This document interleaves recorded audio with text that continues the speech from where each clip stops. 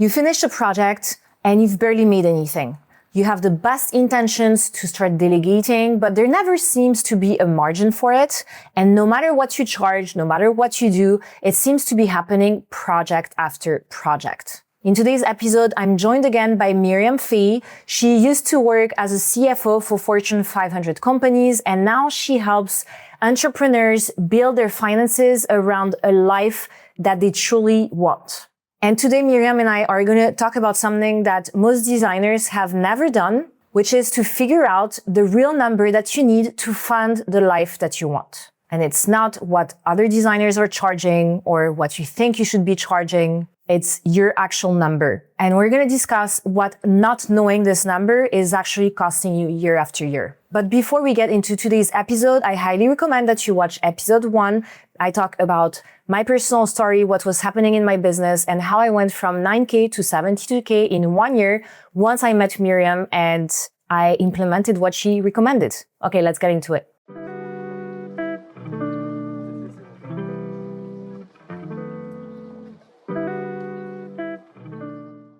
We're back for episode number 2. Okay, so for this episode, I really wanted to start with a thought because what I see happening a lot in my program is that designers underscope and underprice. I think it's because they don't have any idea about their finances. They don't account for even their base costs. So the cost, of software, admin time, revisions, briefing their team. And since they're not covering their real base costs, you can imagine that they're not covering at all. They're not making any profits, basically. Even the ones who kind of know what their base cost is, they treat it as their price and not as the floor.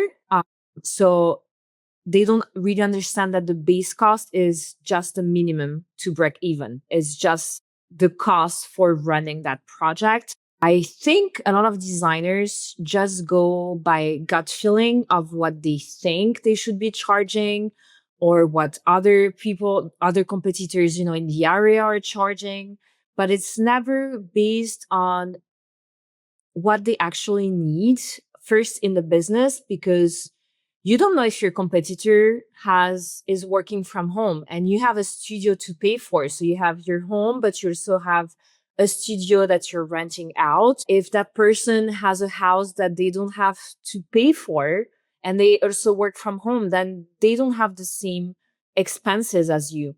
So I think people base their pricing too much on what other people are charging. I see a lot of designers also being scared of clients not signing with them. So they automatically discount their rates before the clients ask for a discount. So they undervalue themselves a lot. And that's what we do inside my program. We basically help them map out every expense so they see their real base cost. And then we make sure that they add a profit, like a fair profit margin on top of that. But that is only going to solve the business cost of things. So the missing piece is that you still don't know if this margin is going to fund that dream life. What are your non-negotiables in life? The things that you really want to be doing this year. And that's where you come in. So I really want you to talk more about this, because we absolutely need, that's why I always tell my clients, we need to build a business that is going to work around our dream lifestyle and not the other way around. So talk to us about this. Well, I'm a big fan of what you guys do, and pricing is definitely one of those big things where people either guess or copy other people and don't really understand the costs. We touched on in episode 1 that in general, people start a business and they've never been taught how do I manage like the financial side, or they don't even know that there's actually a method that you can actually map out, like you're saying, like pricing correctly for you. So what actually that means, together with what I'm talking about, is like your individual situation. What are your numbers? What makes sense for you? What is worthwhile for you? And so what I'm kind of adding into this framework today, because Kris's team and Kris does an amazing job about like pricing, is the lifestyle aspect, which is can your business actually fund the lifestyle? And so lifestyle planning or getting organized around your lifestyle is really about getting clear on what is sort of the minimum that your business needs to pay you so that you can cover like your basic lifestyle. So we're talking about, place to live, groceries, transport, insurance. Because a lot of times not knowing that number means that you're worried all the time in the back of your head, or even when income comes in, you don't know what's covered. You think you have a number in mind and then you've forgotten to take into account like different things in your life, or you just have this feeling of like, I still don't know. So you live in this state of constantly worrying. Like when you're making decisions, like, oh, I want to go on the summer holiday. I think I can do it. So that's what lifestyle planning is about, is like, it's all about just getting clear on, okay, if this amount of funds, like if I can pay myself this, I know what's covered for my lifestyle. So, for example, as a minimum, that means my rent's covered, insurance and all this stuff. And I like to do lifestyle planning because when you have a business, this is not just one number. It's more like a range because, of course, we want like there's trade-offs, but also to get excited to grow our business. This means adding on things like, having a separate list, which I like to call money goals, which is, like trips or experiences, or maybe purchases you want to make or investments. And so you kind of start at the minimum of like, if my business pays me, let's say 3K a month, I know like I'm covering my basics. But then you can add on, like layer on things that are important to you, things that you want.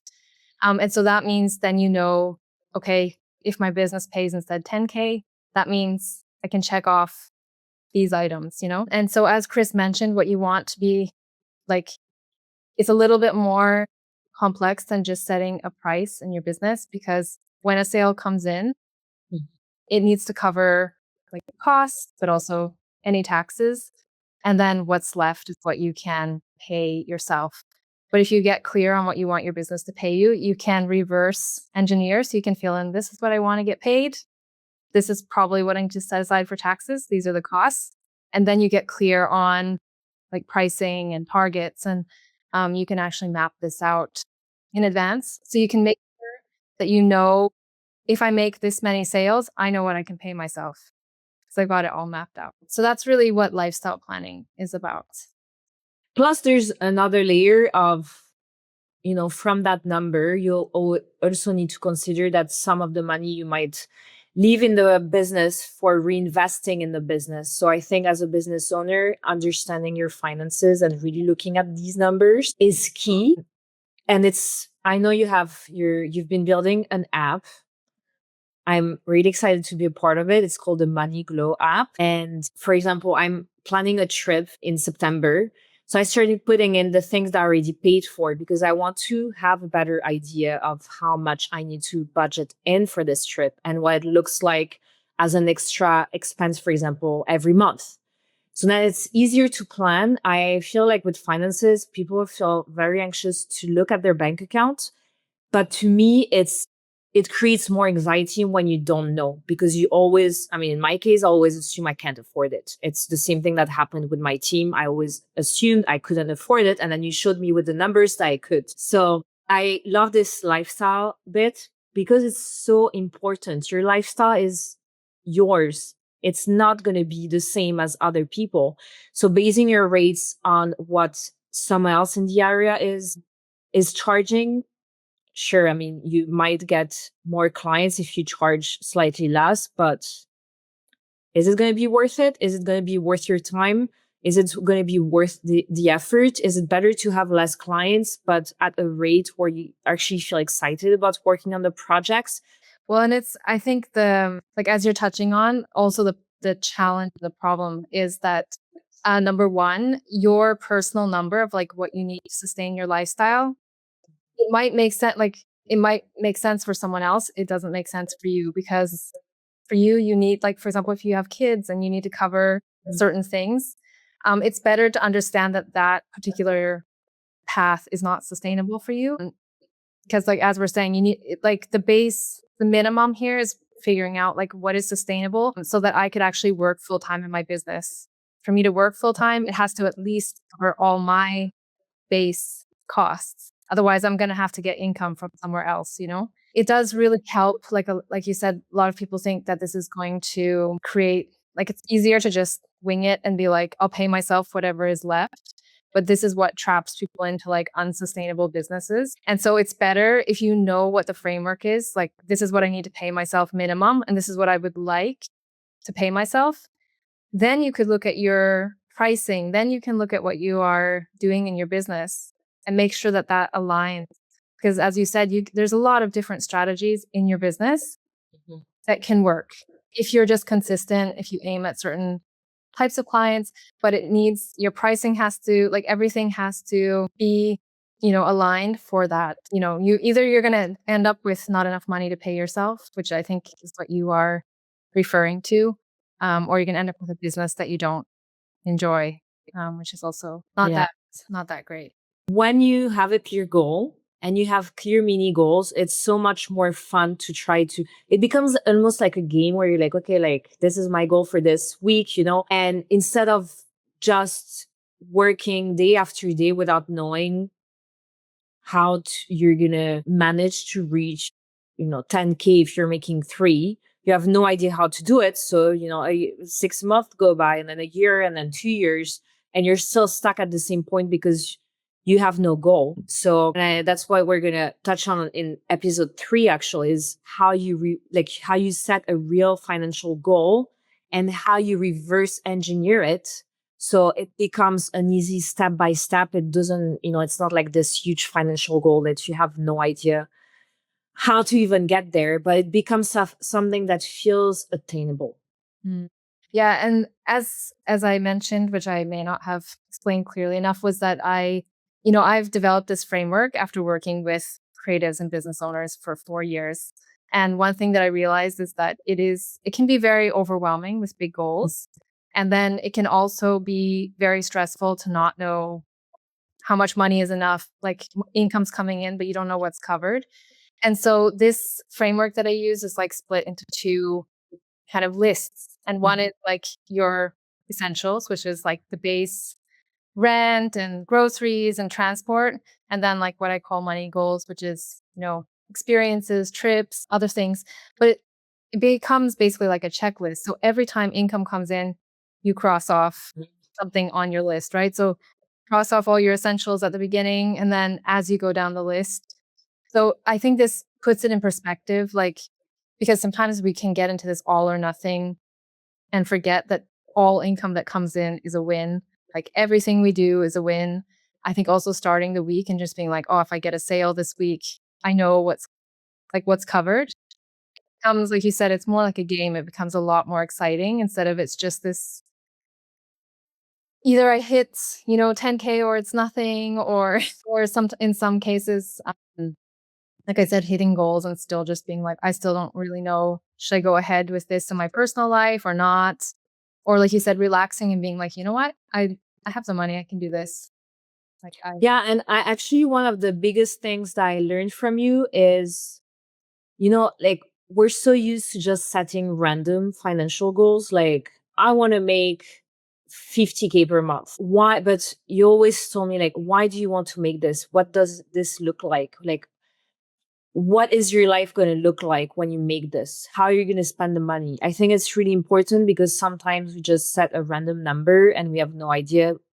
And I think also it's harder, even. It feels more stressful than it feels exciting to try to reach that number because we don't really know what we're trying to do. But when you have a clear emotional connection with why you need to make that to hit that number, that makes such a big difference. Yeah. The other thing that I learned from you is basically when I was trying to hit a number, but then when we looked at how many sales I was going to have to make, or like it just didn't feel like you immediately see the problems in the way that you're building your business and how you're kind of hitting a ceiling at some point. And you're actually, we're going to talk about this in episode 4. So you have to watch all 4 episodes now.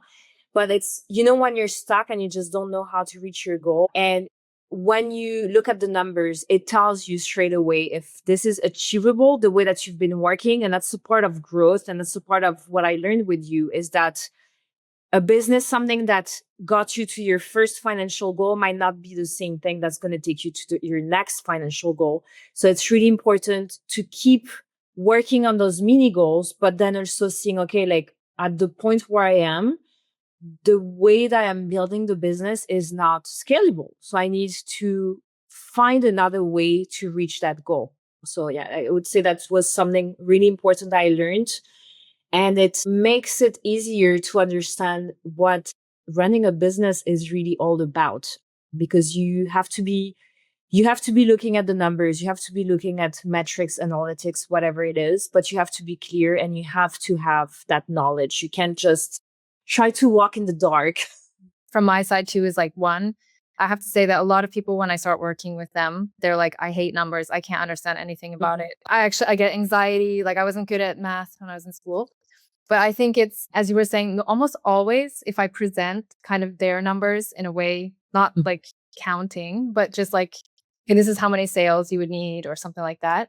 They immediately, they have so many aha moments on their own of just like, oh yeah, I can't keep, or this doesn't make sense. Or that's why I say like everyone can actually understand. And even when you get clear on your base essentials, like let's say that it's 3K a month, there's like a kind of calm that comes over you. And almost like every person I've worked with, as soon as they know, for example, if I get 3 sales, like I'm good, I've covered this. It just happens because your mind is just like, you want to be stable, you know? And just the fact that you know, it gives something for you to focus on and just be like, okay, let's go. I know everything's like accounted for if I hit this number. And I find that it's so helpful for just clearing the noise in your mind. You just get very focused, you know, that everything's mapped out. Now it's just about like focus on the goal. Yeah. And I remember actually this funny story because like you had little post-its and you would just number and look at it every day, but it works, you know, it is very powerful. And so I think, yeah, you can go from being not that excited about looking at it to really being empowered by just understanding what your number is and trust, like once you see it, you will make it happen. Yeah, and knowing the number is great, but in the next episode, we're actually going to teach you how to set, how to set the financial goal and then how to reverse engineer what it looks like. It doesn't feel like, wow, how am I going to get there? It's just one step every single day. You take one step closer to that goal. I hope this episode was insightful. Next week, we're going to go from the number to the actual plan. Miriam is going to walk us through how to reverse engineer a financial goal so it stops feeling like a dream and it's actually feeling like something that you can hit. I'll see you in the next episode.